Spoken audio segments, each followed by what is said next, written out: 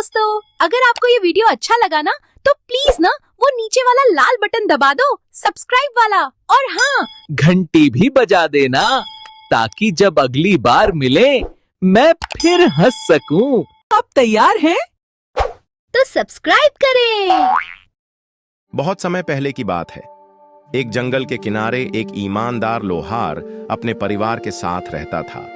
वह जंगल से लकड़ी काटकर कोयला बनाता और उसे बेचकर अपने परिवार का पेट पालता था। एक दिन एक अमीर राज्य का राजा अपने सैनिकों के साथ शिकार पर निकला। अचानक वह अपने दल से बिछड़ गया और जंगल में रास्ता भटक गया। गर्मी इतनी थी कि राजा बेहोश होकर जमीन पर गिर पड़ा। उसी समय लोहार लकड़ी काटने जंगल में आया। उसने राजा को बेहोश देखा तो दौड़कर पास की नदी से पानी लाया और राजा को होश में लाया।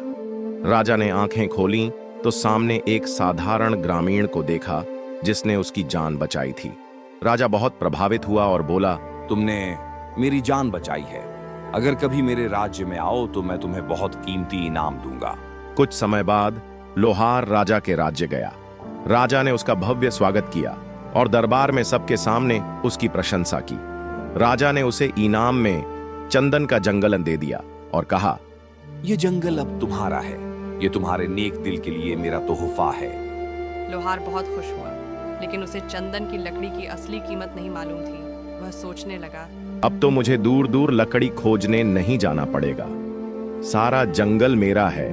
अब कोयला बनाना आसान होगा। अगले कुछ महीनों में लोहार ने पूरे चंदन के जंगल को काटकर कोयला बना डाला।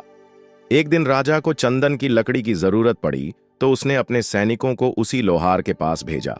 सैनिकों ने जब चंदन मांगा तो लोहार ने कहा, महाराज, मैंने तो सारा जंगल काटकर कोयला बना दिया। बस यह एक छोटा टुकड़ा बचा है, ले लीजिए। सैनिकों ने वह टुकड़ा राजा को दिया। राजा ने उसकी कीमत 90 सोने की मुद्राएं उस दी। यह देख लोहार दंग रह गया। उसकी आंखें भर आईं। वह सोचने लगा, जिसे मैं मामूली लकड़ी समझकर जला रहा था वह तो सोने के बराबर थी। मैंने तो सारा अनमोल जंगल बर्बाद कर दिया। उसे राजा की बात याद आई। मैं तुम्हें बहुत कीमती तोहफा दूंगा। और उसे एहसास हुआ कि उसने अपने लालच और अज्ञानता में वह कीमती तोहफा खुद ही नष्ट कर दिया। वह पछतावे में डूब गया। दुख इतना बढ़ गया कि कुछ ही दिनों में वह बीमार पड़ गया और उसकी मृत्यु हो गई। सीख, जिस चीज की कीमत हमें नहीं मालूम होती उसे हम अक्सर बर्बाद कर देते हैं।